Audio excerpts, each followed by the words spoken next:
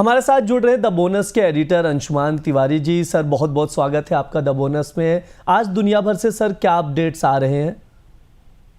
धन्यवाद ब्रज। उंगलियों पर दुनिया में आपका स्वागत है। शुरू करते हैं उन खबरों का सफर जिनका बाजार पर असर होगा। भारतीय समय के अनुसार कल देर रात अमेरिकी हाउस ऑफ रिप्रेजेंटेटिव ने ट्रंप का 3 ट्रिलियन टैक्स और खर्च का बिल पास कर दिया और अब इसे डोनाल्ड ट्रंप के दस्तखत के लिए जाएगा और राष्ट्रपति के हस्ताक्षर के बाद एक कानून में बदला जाएगा। इसमें करीब $1.2 ट्रिलियन का टैक्स की कटौती हुई है। $900 बिलियन का खर्च कम हुआ है। डिफेंस पर $400 बिलियन का खर्च होगा और आर्टिफिशियल इंटेलिजेंस से जुड़े हुए प्रावधान हटा दिए गए। सबसे बड़ी राहत की बात अमेरिकी सरकार के लिए तात्कालिक तौर पर यह है कि इसकी कर्ज की सीमा 2027 तक टाल दी गई है।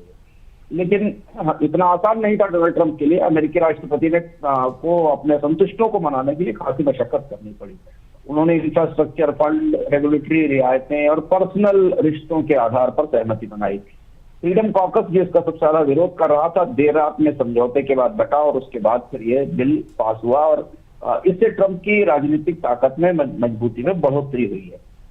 लेकिन दूसरी तरफ अमेरिका के टैक्स बिल पर वित्तीय संकट की चेतावनी दी गई है। कांग्रेस बजट ऑफिस सीबीओ का मानना है कि 2026 तक अमेरिका का घाटा $2.1 ट्रिलियन को पार कर जाएगा और ये खबर अमेरिका के बॉन्ड बाजार के लिए, डॉलर के लिए कतई अच्छी नहीं है। इधर कुछ और बड़े घटनाक्रम है जिनका असर आज हमें बाजार पर दिखेगा। चीन के साथ अमेरिका का तनाव बढ़ रहा है। अमेरिका ने ताइवान के पूर्वी तट पर एक एंटीशिप मिसाइल तैनात की है जो चीन के साथ आने वाले समय में तनाव की वजह बनेगी। इधर अमेरिका ने ईरान के साथ का तेल ले जाने वाले गैर पंजीकृत जहाज, जिनको शैडो फ्लीट कहा जाता है, और उन कंपनी और तेल की कंपनियों पर प्रतिबंध लगाए हैं जो ईरान का तेल पूरी दुनिया में बेचती हैं। इसका असर हमें कच्चे तेल में मजबूती के तौर पर दिखाई दिया है। अमेरिका एक तरफ ईरान को बातचीत के लिए मनाने की कोशिश कर रहा है, दूसरी तरफ ये सख्ती थोड़ी अप्रत्याशित है। अगला बड़ा घटनाक्रम ब्राजील के रियो में ब्रिक्स का शिखर सम्मेलन है। हालांकि पुतिन और शी जिनपिंग वहां मौजूद नहीं होंगे, लेकिन ऐसे संकेत हैं कि ब्रिक्स देश करीब $100 अरब का एक गारंटी फंड लॉन्च करेंगे, जिससे कि ब्रिक्स देशों के बीच में परियोजनाओं को मदद मिलेगी और डॉलर पर निर्भरता घटाई जाएगी। अमेरिका ने चीन के लिए चिप डिजाइन सॉफ्टवेयर पर लगे निर्यात प्रतिबंध में ढील दी है, जिससे चीन के एआई कार्यक्रम को राहत मिलेगी और ये ढील उस संधि का हिस्सा थी जो अमेरिका और चीन के बीच रेयर अर्थ की आपूर्ति को लेकर हुई थी। इधर बाजार के लिए अच्छे संकेत नहीं है।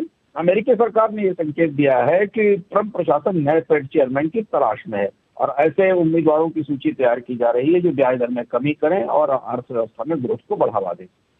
दो महत्वपूर्ण घटनाक्रम ट्रेड डील को लेकर, क्योंकि ये सप्ताह और आने वाले 3-4 दिन दुनिया में ट्रेड डील्स को लेकर, अमेरिका और ट्रेड डील्स को लेकर बेहद संवेदनशील और महत्वपूर्ण होने वाले हैं।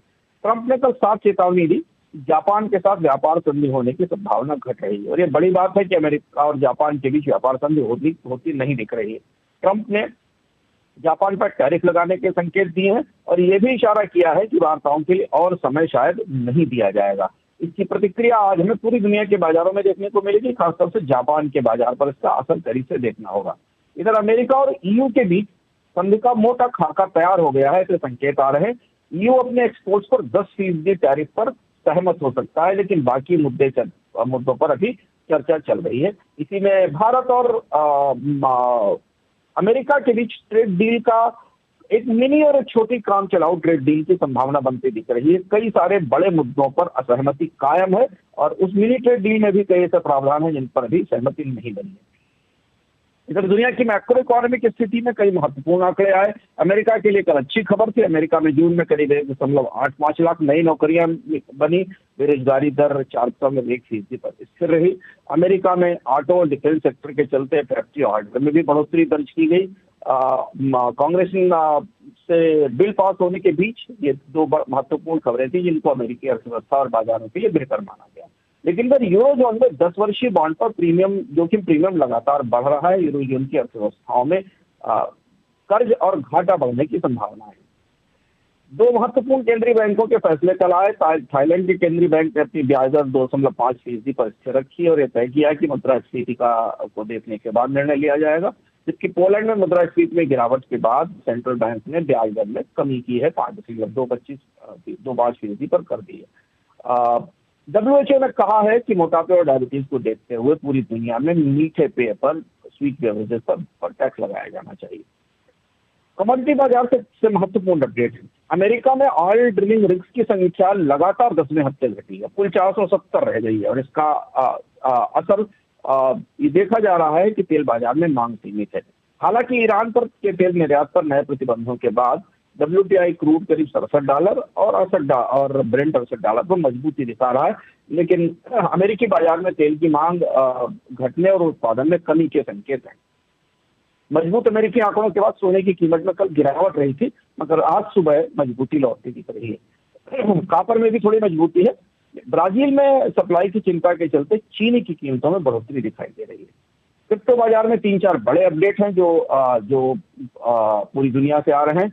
स्विट्जरलैंड के ग्लोबल बैंक अमीना ने रिपल के स्टेबल कॉइन RLUSD में ट्रेडिंग और कस्टडी शुरू करने का फैसला किया है। इसका स्विट्जरलैंड का यह पहला अंतर्राष्ट्रीय बैंक है जिसने स्टेबल कॉइन को अपनाया है और इसमें कारोबार की इजाजत दी है। इधर अमेरिका और EU के रेगुलेटर्स ने ब्रसेल्स में हाल में एक बैठक की थी जिसमें क्रिप्टो रेगुलेशन पर सहयोग बढ़ाने का संकेत दिया है। US के ट्रेजरी डिपार्टमेंट ने एक ताजा बयान में इस बैठक की जानकारी दी है।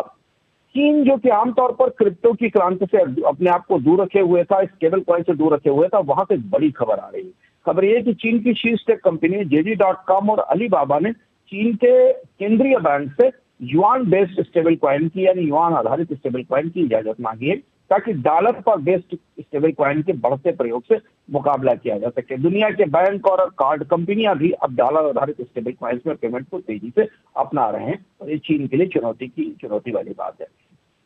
विदेशी मुद्रा बाजार में अमेरिका में रोजगार के आंकड़ों से डॉलर इंडेक्स 97 पर मजबूत है, हालांकि 3 साल के निचले स्तर पर बना हुआ है। यूरो और पाउंड में हमें कमजोरी दिखाई दे रही है। चीनी युआन, जापानी येन और रुपए में मजबूती है।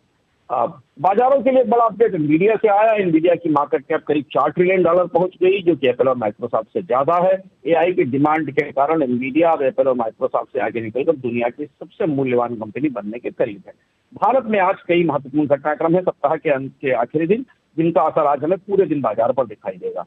भारत अमेरिका व्यापार संधि को लेकर भी संशय बना हुआ है। भारत ने पशु चारे के लिए अमेरिका के जेनेटिकली मॉडिफाइड फॉडर के इंपोर्ट में उदारता के संकेत दिए हैं, लेकिन कई महत्वपूर्ण मुद्दों पर गतिरोध कायम है और संकेत मिल रहे हैं कि शायद भारत और अमेरिका के बीच कोई एक मिनी डील हो सकती है, जिससे कि 9 जुलाई के टैरिफ से भारत को बचाव मिल जाएगा।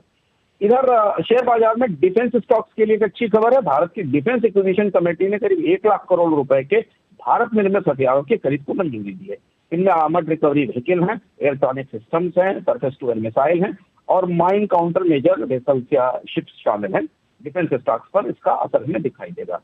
भारत और चीन संबंधों में तनाव बढ़ रहा है। रेयर अर्थ और रोलर का आपूर्ति पर चीन की सख्ती के बाद भारत ने चीन के निवेशों की कड़ी जांच शुरू की है। यह मामला थोड़ा गंभीर होता दिखाई दे रहा है।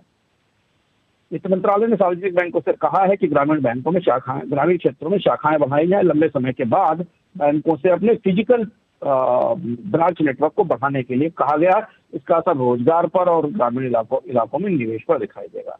संकेत है कि रिलायंस जियो इस साल की पहली तिमाही में ग्राहकों की संख्या और आरपू के मामले में एयरटेल से आगे निकल सकती है। बाजार इस पर कैसे प्रतिक्रिया करेगा, इसका इंतजार रहेगा। एक बड़े महत्वपूर्ण घटनाक्रम में अडानी समूह जेपी एसोसिएट्स की सीमेंट यूनिट्स की खरीद को खरीदने की दौड़ में सबसे आगे है। ये सौदा शायद अंतिम चरण में ऐसे संकेत मिल रहे हैं। और ई कॉमर्स प्लेटफॉर्म मीशो ने 45 करोड़ रुपए के IPO के लिए सेबी के पास आवेदन किया है।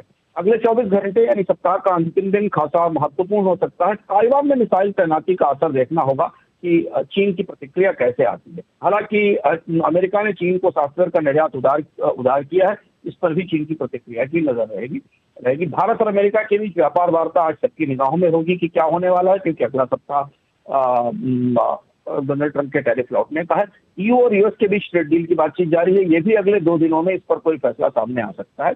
ईरान पर जो नए प्रतिबंध लगे हैं, उसके बाद कच्चे तेल का बाजार कैसे प्रतिक्रिया देगा, ये कमोडिटी क्षेत्र में देखने लायक होगा। उम्मीदों पर दुनिया में आज इतना ही। वापस चलते हैं नोएडा स्टूडियो ब्रज के पास। बहुत बहुत शुक्रिया सर, इतनी सारी जानकारी साझा करने के लिए।